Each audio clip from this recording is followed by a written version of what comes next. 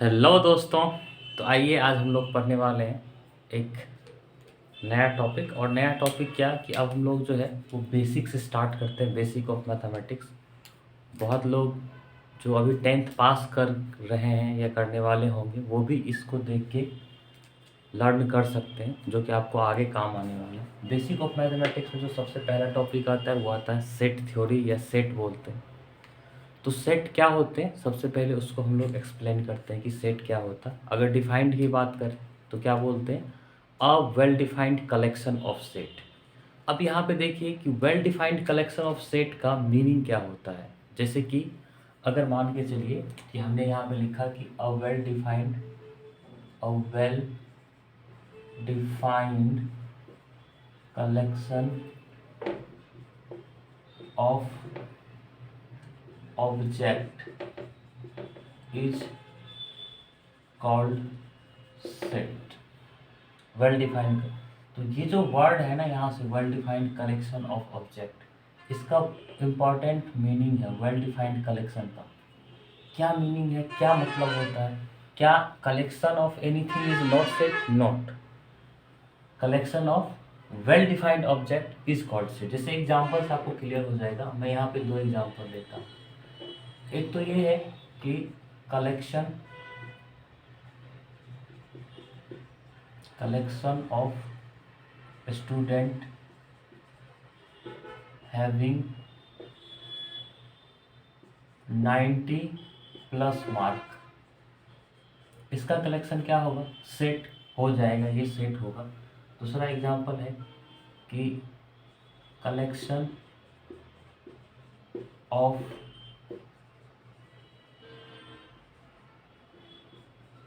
Beautiful, यह हम लिख सकते हैं यहाँ पे कलेक्शन ऑफ मोस्ट ब्यूटीफुल, ये यहाँ पे 5 कर दीजिए, 5 most beautiful girl of class 10th मान लीजिए कि हम इसकी बात कर रहे हैं। अब क्या होगा कि इसके केस में आप देखिए ब्यूटीफुलनेस का कोई क्राइटेरिया, मतलब कि कोई भी यूनिट नहीं होता है। जैसे कि किसी एक इंसान को कोई एक खूबसूरत लगता है, दूसरे को हो सकता है कि ना लगे। तो यहाँ पे ये वेल डिफाइंड कलेक्शन नहीं है, ये वेल डिफाइंड कलेक्शन नहीं है, जबकि ये वेल डिफाइंड कलेक्शन है। तो ये हमारा सेट कहलाएगा, ये हमारा सेट नहीं होगा। और दूसरा भी एग्जांपल ले सकते हो आप। जैसे कि अगर हम ये बोलें कि इसी में बॉयज़ के लिए ले सकते हैं हम, थर्ड एग्जांपल क्या ले सकते हैं बॉयज़ के लिए कि collection of 5 most handsome boy of class 11th मान लीजिए। क्या ये है? ये भी नहीं है। क्यों? क्योंकि यहाँ पर भी ऑब्जर्वर के हिसाब से क्या होगा, आउटपुट चेंज कर देगा। जैसे कि एग्जांपल के लिए अगर मैं आपको समझाऊं, हमने क्लास 10th में मान लीजिए कि 20 गर्ल्स है, 20 बॉयज़ है। तो अगर आप 20 गर्ल्स में से 5 बॉयज़ को 1 बाय 1 हम बुलाएंगे। पहले बॉयज़ को हमने बुलाया, बोला कि इसमें से सेलेक्ट कीजिए 5 गर्ल्स को। तो वो क्या कर सकते हैं, सेलेक्ट कर सकते हैं। तो एक जो सेलेक्ट करेगा ज़रूरी नहीं है कि वही 5 गर्ल्स नेक्स्ट वाला जो बॉयज़ आएगा वो सेलेक्ट करेगा, अलग हो सकता है। उसी तरीके से गर्ल्स के लिए भी कि हम अगर 5 गर्ल्स को 1 बाय 1 बुलाएंगे और बोलेंगे 5 लड़कों को सेलेक्ट करो, तो जो पहली गर्ल 5 लड़कों को सेलेक्ट करेगी वही दूसरी गर्ल सेलेक्ट करेगी। ये ज़रूरी नहीं है, कर सकती है बट ज़रूरी नहीं है कि करेगी। हो सकता है कि उसमें से एक डिफरेंट हो। तो कहने का मतलब कि क्या है कि जब output person to person change करने लगे तो वो वेल डिफाइंड कलेक्शन नहीं कहलाता है। तो इसके केस में जैसा कि हम लोग देख सकते हैं, ये दोनों सेट का एग्जाम्पल नहीं है, जबकि ये एक सेट का एग्जाम्पल है। ठीक है, ये एक सेट का एग्जाम्पल है। यहाँ तक क्लियर है? इसको आप लिख लीजिए, बाकी हम नेक्स्ट लाइन देखते हैं। सो आइए कुछ नोटेशंस को देखते हैं जो सेट में भी यूज होगा और सेट के अलावा और भी मैथमेटिक्स के अगले पार्ट में यूज होने वाला है। So first notation this one. वैसे अगर आप इसको देखें तो इसको हम एप्सिलॉन बोलते हैं। बट वो आप आगे पढ़ोगे, इसको हम क्या बोलते हैं, एप्सिलॉन बोलते हैं। लेकिन ये साइन जो होता है ये किसके लिए यूज़ किया जाता है, बिलोंग्स टू के लिए, ठीक है। तो ये बिलोंग्स टू के लिए यूज़ किया जाता है, ये डज नॉट बिलोंग्स टू, यानी कि ऐसा ही लिखा हुआ है, इसको कट कर देंगे तो ये डज नॉट बिलोंग्स टू हो जाएगा। The next thing is here, अगर आपको ये दो डॉट या इसके फॉर्म में लिखा होता है, ये सेट में बहुत ज़्यादा यूज आता है, अभी हम लोग देखेंगे ये यूज आने वाला है। सच दैट इसको पढ़ेंगे हम लोग, ये देयर एग्जिस्ट का साइन है। आप ई लिखते हो ना ऐसा, तो ई का अपोजिट आप ई ऐसा लिखते हो, तो अगर ई को ऐसा लिख दोगे तो इसी को हम क्या बोलते हैं, देयर एग्जिस्ट बोलते हैं। ये क्या है, इम्प्लाइज, इसको हम क्या पढ़ेंगे, इम्प्लाइज। साथ में पढ़िए अगर आप पढ़ रहे हैं, स्टूडेंट है तो। ये क्या है, फॉर ऑल के लिए भी को अगर आप कट कर देंगे तो उसको क्या बोलते हैं, फॉर ऑल का सिंबल। और ये क्या होता है, इसको हम डबल इम्प्लाइज भी बोलते हैं, यानी कि कोई भी चीज़ अगर इस साइड सेटिस्फाई है तो ये सेटिस्फाई होगा, और इस साइड सेटिस्फाई है तो ये भी सेटिस्फाई होगा। इसको हम इफ़ एंड ओनली इफ़ भी बोलते हैं। तो ये नोटेशन आप फटाफट नोट कर लीजिए, बाकी नेक्स्ट स्लाइड में देखते हैं। हमने पहले से इसलिए लिख लिया कि टाइम ज़्यादा किल ना हो। नाउ हम लोग डिस्कस करने वाले हैं representation of sets, right. First one is roster form या टेबलर फॉर्म, सेकंड को बोलते हैं सेट बिल्डर फॉर्म। अगर हम आपको बिल्कुल बेसिक लैंग्वेज में समझाने की कोशिश करें तो देखिए यहाँ पे जैसा कि लिखा हुआ है, क्या लिखा हुआ हमारा, रोस्टर या टेबलर फॉर्म। इसका मतलब क्या है कि बिल्कुल क्लियरली आपको अलग अलग लिखा हुआ नजर आएगा। और सेट को capital letter of English alphabet से लिखते हैं हम लोग, जैसे कि हम लिख सकते हैं यहाँ पे सेट ए इक्वल्स टू, तो यहाँ पे अगर हमको लिखा हुआ है कि सेट ऑफ नेचुरल नंबर्स, तो कैसा लिख सकते हैं, 1 2 3 4 5 डॉट डॉट डॉट, ये हो जाएगा। तो ये क्या होता है कि कॉमा के साथ अलग अलग होता है, separated by commas and between करली ब्रेसेस। ये करली ब्रेसेस है, इसके बीच में हो जाएगा। जैसे सेट बी इक्वल्स टू लिखा हुआ है, तो हम यहाँ पे लिख सकते हैं क्या कि 3 1 3 5 7 डॉट डॉट 1 0 1। क्लियर है। तो यहाँ पे क्लियरली देख सकते हो कि यहाँ पे क्या है कि जो भी एलिमेंट्स है, एलिमेंट्स हम किसको बोलते हैं, जो अंदर का वैल्यू होता है उसको हम एलिमेंट्स बोलते हैं। ये सेपरेटेड है by commas and write between the curly braces. Okay, so this form is called what, tabular और रोस्टर फॉर्म। अगर सेट बिल्डर फॉर्म क्या होता है, इसको हम प्रॉपर्टीज फॉर्म भी बोलते हैं। आप इसको ऐसा भी लिख सकते हो, प्रॉपर्टी फॉर्म। क्यों प्रॉपर्टी फॉर्म, क्योंकि यहाँ से हम क्या करेंगे, जैसे ये ए सेट लिखा हुआ, इसी को लिखने का दूसरा तरीका क्या है कि अगर हमें लिखना है तो हम क्या कर सकते हैं, ए इक्वल्स टू लिख सकते हैं। कैसा, तो इसके प्रॉपर्टीज को ऑब्जर्व करो। ये क्या लिखा, 1 2 3 4 5, ये नेचुरल नंबर है और डॉट डॉट है यानी इन्फिनिट तक। सो हम क्या लिख सकते हैं, x such that x belongs to natural number, बस इतना सा लिख देंगे तो हमारा हो जाएगा। यही में अगर इसी में अगर आपको ये वाला लिखना है तो हम कैसे लिख सकते हैं इसको, B x such that x belongs to 1 3 5। ये किस तरह का नंबर है आप खुद ही देख सकते हो, 1 3 5 ये ऑड नंबर है, तो हम क्या लिख सकते हैं, odd number belongs to odd number. और यहाँ पे क्या है, लेस देन 100 है ना, तो क्या लिख सकते हैं, x is less than equal to 101, यहाँ तक लिखेंगे। तो हमने क्या किया कि इसमें से प्रॉपर्टी को ऑब्जर्व करके लिखा, यहाँ पे प्रॉपर्टी को ऑब्जर्व करके लिखा। तो जब प्रॉपर्टी को ऑब्जर्व करके लिखते हैं तो उसको क्या बोलते हैं हम, सेट बिल्डर फॉर्म। इसको हमने अभी बताया था, क्या पढ़ते हैं, x such that x belongs to odd number. Okay, हमने नंबर नहीं लिखा, आप खुद समझदार हो, लिख सकते हो खुद से भी। X less than equal to, यानी कि एक्स क्या होगा, 101 से छोटा होगा। और यहाँ से आप चाहो तो और अच्छे से समझने के लिए आप लिख सकते हो कि 0 से बड़ा होगा। क्लियर है, तो 0 से बड़ा होगा और 101 से छोटा होगा, कोई दिक्कत नहीं है। इसको हम क्या बोलते हैं, set builder form. I hope कि ये दोनों चीज़ सबको समझ में आया होगा। इससे इसमें कन्वर्ट किया जा सकता है, इससे इसमें कन्वर्ट किया जा सकता है। क्लियर है यहाँ तक, तो आप इसको अच्छे से एक बार देख लीजिए। ना समझ में आए तो आप पूछ सकते हैं। आई होप कि समझ में आ गया होगा, ऐसा कुछ खास नहीं है, बहुत बेसिक चीज़ है, फिर भी आप देख लीजिए। ओके, सो नेक्स्ट स्लाइड में देखते हैं। तो आइए हम लोग देखते हैं next, kinds of set.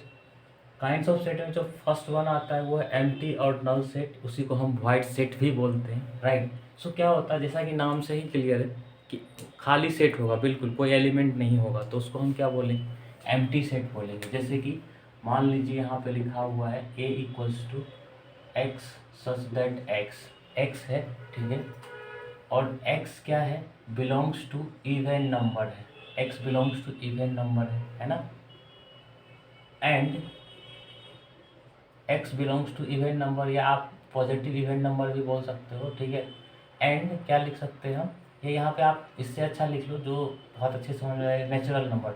Natural number को कैपिटल N से डिनोट करते हैं, एंड x जो है वो क्या है, less than -1, x less then -1।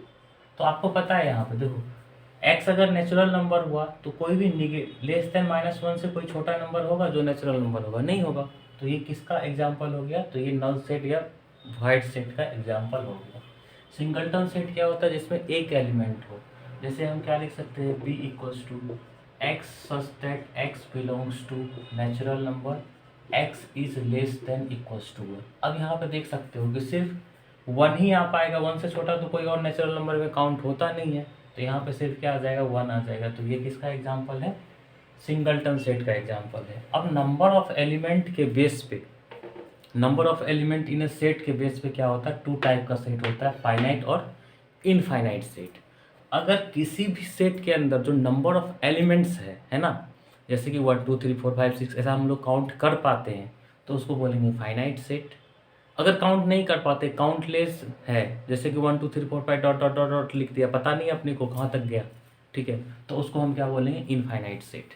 जैसे हम एग्जांपल में आपको दिखा देते हैं कि अगर a इक्वल्स टू लिखा हुआ है 1 2 3, ठीक है, 4 5 डॉट डॉट डॉट, अगर यहाँ पे 1000 भी लिखा हुआ है तो भी ये फाइनाइट है, क्यों, क्योंकि पता है कि 1000 से आगे नहीं जाने वाला है। लेकिन कहीं पे अगर लिखा हुआ है इस तरीके से कि 3 5 7 9 11 डॉट डॉट डॉट, तो लास्ट नंबर तो हमें नहीं पता है आगे कहाँ तक जाएगा, तो ये क्या हो जाएगा, इनफाइनाइट सेट, ठीक है। इसको हम क्या बोलते हैं, फाइनाइट सेट, क्योंकि यहाँ पे इसके एलिमेंट्स को हम काउंट कर सकते हैं। इसको बोलते हैं इनफाइनाइट सेट, क्योंकि यहाँ पे हम एलिमेंट को काउंट नहीं कर सकते हैं। क्लियर है, तो एक बार फिर से रिवाइज कर लीजिए। नल सेट मतलब 0 एलिमेंट, कोई एलिमेंट नहीं होगा। सिंगलटन सेट में एक एलिमेंट होगा। फाइनाइट सेट में जितने भी एलिमेंट हो सकते हैं, बट वो काउंट किए जा सकते हैं। अगर काउंट नहीं किए जा सकते तो उसको हम इनफाइनाइट बोलते हैं। तो यहाँ तक क्लियर है। आइए नेक्स्ट स्लाइड में देखते हैं बाकी। नाउ आप लोगों की बारी है। अगर आपको ये कॉन्सेप्ट समझ में आ गया तो एक एक एग्जाम्पल आप यहाँ लिख सकते हैं या कमेंट में भी कर सकते हैं। आपने नोटबुक पे लिखेंगे तो भी चलेगा। एम्प्टी सेट का एक एग्जाम्पल लिखिए फटाफट, क्या होगा। सिंगलटन सेट का भी एक एग्जाम्पल लिखिए। फाइनाइट सेट का एक एग्जाम्पल लिखिए। इनफाइनाइट सेट का एक एग्जाम्पल लिखिए, ठीक है। यहाँ पे देखिए, आइए हम दिखाते हैं। ए इक्वल्स टू, मान के चलिए कि अगर हमको लिखा हुआ है, क्या लिखा हुआ, x such that x belongs to positive integer. Integer को हम i से डिनोट करते हैं, तो पॉजिटिव इंटीजर, या z से भी डिनोट करते हैं, ठीक है। तो ये पॉजिटिव इंटीजर है and x is less then 0। तो क्या होगा, कोई एलिमेंट नहीं आएगा, क्योंकि पॉजिटिव इंटीजर कह रहा 0 से छोटा हो, तो ऐसा तो कुछ होता नहीं है। इसी तरीके से यहाँ पे आप बी में एक और एग्जांपल हम लोग क्लियर करने के लिए लिख लेते हैं। x such that x belongs to a natural number, तो हो गया, बार बार नेचुरल नंबर क्यों लिखे हम लिख देते हैं यहाँ पे क्या, रैशनल नंबर। ये तो रियल नंबर हो गया, रैशनल नंबर क्यू से डिनोट करते हैं, ठीक है। तो रैशनल नंबर है and x equals to √3, x equals to √3, ये तो ऐसे एलिमेंट ही हो गया। तो यहाँ पे आप देख सकते हो कि अगर x रेशनल नंबर है और √3 क्या होता है, इरेशनल नंबर होता है, हम सबको पता है। तो √3 इरेशनल नंबर है, जब कह रहा है कि रेशनल नंबर होगा, तो यहाँ पे क्या आ जाएगा, कि वॉइड सेट आ जाएगा। जबकि हमने यहाँ पे क्या लिखा, सिंगलटन सेट, तो ये सिंगलटन सेट का एग्जाम्पल है, नहीं होगा, वॉइड सेट का हो जाएगा, है कि नहीं। सी में आप लिख सकते हो x such that x belongs to real number, ठीक है। रियल नंबर तो बहुत सारा होता है, इनफाइनाइट रियल नंबर होता है, तो ऐसे तो नहीं काम चलेगा। हम क्या लिख सकते हैं कि x लाई बिटवीन, नहीं लाई बिटवीन करेंगे तो नेचुरल नंबर लेना पड़ेगा, या होल नंबर ले लेता हूँ मैं। तो हम क्या लिख सकते हैं, x less than equals to 0। तो होल नंबर क्या होता है, 0, और natural number is called whole number, ठीक है। हम यहाँ पे एक और चीज़ लिख देते हैं कि बहुत सारे जो नंबर्स हैं उसके स्टैंडर्ड फॉर्म हो, जैसे कि नेचुरल नंबर को कैपिटल N से डिनोट करते हैं, तो वो हम यहाँ पे लिख देते हैं, आप एक बार नोट डाउन कर लीजिए। यहाँ पे आइए, कुछ इम्पॉर्टेंट नोटेशन जो हम सबको याद होना चाहिए। बिल्कुल, अगर आप सेट थ्योरी पढ़ना चाहते हैं, अच्छे से समझना चाहते हैं, तो ये कुछ नोटेशन आपको बिल्कुल याद होना चाहिए। जैसे set of natural number capital N से डिनोट किया जाता है, सेट ऑफ होल नंबर को W से डिनोट किया जाता है, सेट ऑफ पॉजिटिव इंटीजर, उसमें मैं आपको बता दूं यहाँ पे सेट ऑफ इंटीजर को I या Z से डिनोट करते हैं, तो इसलिए सेट ऑफ पॉजिटिव इंटीजर को I प्लस या फिर Z प्लस से डिनोट करेंगे। करेक्ट है, बिल्कुल करेक्ट है। उसी तरीके से अगर आपसे पूछा जाए कि सेट ऑफ नेगेटिव इंटीजर्स को किससे डिनोट करते हैं, तो I माइनस या Z माइनस से डिनोट करेंगे। सेट ऑफ रैशनल नंबर को किससे डिनोट करते हैं, तो Q से डिनोट करते हैं, और Q प्लस मतलब positive rational number, Q minus means negative rational number. Set of real number को किससे डिनोट करते हैं, तो सेट ऑफ रियल नंबर को डिनोट करते हैं हम R पॉजिटिव से set of positive real number को, R नेगेटिव से set of negative real number को। यहाँ तक क्लियर है? आई होप कि सबको ये चीज़ समझ में आ रहा होगा। ठीक है, अगर ये समझ में आ रहा है तो आप नीचे कमेंट करके यस लिख सकते हैं। ओके, बाकी हम नेक्स्ट स्लाइड में देखते हैं। तो आइए हम लोग देखते हैं कार्डिनल नंबर या order of a finite set क्या होता है। Order of a finite set या cardinal number of element in that particular set को बोला जाता है। जैसे कि यहाँ पे आप देख सकते हो, इसमें अगर आप नंबर ऑफ एलिमेंट काउंट करोगे तो कितना है, 1 2 3 4 5 6। आपको लग रहा होगा 6 है, बट यहाँ पे सेट में कोई भी लेटर 2 बार नहीं आता, और अगर आता भी है तो 1 ही काउंट किया जाता है। यानी कि अगर हम करेक्टली इस सेट को लिखें तो ये लिखा हुआ है SCHOL, यानी कि यहाँ पे अगर हमसे पूछा जाए कि NA कितना है, तो 1 2 3 4 5। So NA is equals to 5 and this is called what? 5 is called cardinal number of set A। Clear है यहाँ तक? कोई दिक्कत है? और यही बात आप ध्यान में रख सकते हो कि किसी भी सेट के अंदर सेम एलिमेंट रिपीट नहीं होता है, कभी भी नहीं। अगर कोई सेम चीज़ 5 टाइम्स भी आएगा तो कंसीडर 1 टाइम ही किया जाएगा। यहाँ तक क्लियर है? मतलब एक बार ही कंसीडर, मतलब एक बार ही लिया जाएगा। अगर 5 बार भी आएगा तो एक बार ही लिया जाएगा। यहाँ तक कोई दिक्कत है? नहीं है? ठीक है, कार्डिनल नंबर हमने पढ़ लिया। तो बाकी हम लोग पढ़ेंगे, और भी सेट्स थ्योरी अभी ख़त्म नहीं हुआ है, नेक्स्ट वीडियोज़ में पढ़ेंगे। तब तक के लिए पढ़िए, अच्छे से पढ़िए, समझिए, जो चीज़ ना समझ में आए वो पूछ सकते हैं। आज के लिए इतना ही, थैंक यू सो मच। अगर अच्छा लगे तो आपको पता है कि आप वीडियो को शेयर कर सकते हो अपने फ्रेंड्स के साथ। जो भी बच्चा 9th 10th 11th 12th या इंजीनियरिंग तक का तैयारी कर रहा है वो हमारे चैनल से कनेक्ट कर सकते हैं, क्योंकि यहाँ पे मैथमेटिक्स से रिलेटेड सारे वीडियोस आने वाले हैं, बहुत जल्दी आने वाले हैं। और यहाँ पे अभी तो वीडियो का शायद थोड़ा सा क्वालिटी भी अच्छा नहीं है, हम क्वालिटी पे भी ध्यान देने वाले, बहुत जल्दी क्वालिटी भी बेटर होगा। तो आप आराम से यहाँ से कर सकते हैं। और 9th 10th वालों के लिए मैथ्स के साथ साथ और जो साइंस हैं उसमें भी आपको यहाँ पे अच्छे वीडियोस देखने को मिलेगा। So thank you so much आज के लिए। आप अच्छे से रहिए, स्वस्थ रहिए सब लोग, और मिलते हैं एक नए वीडियो के साथ। Bye bye.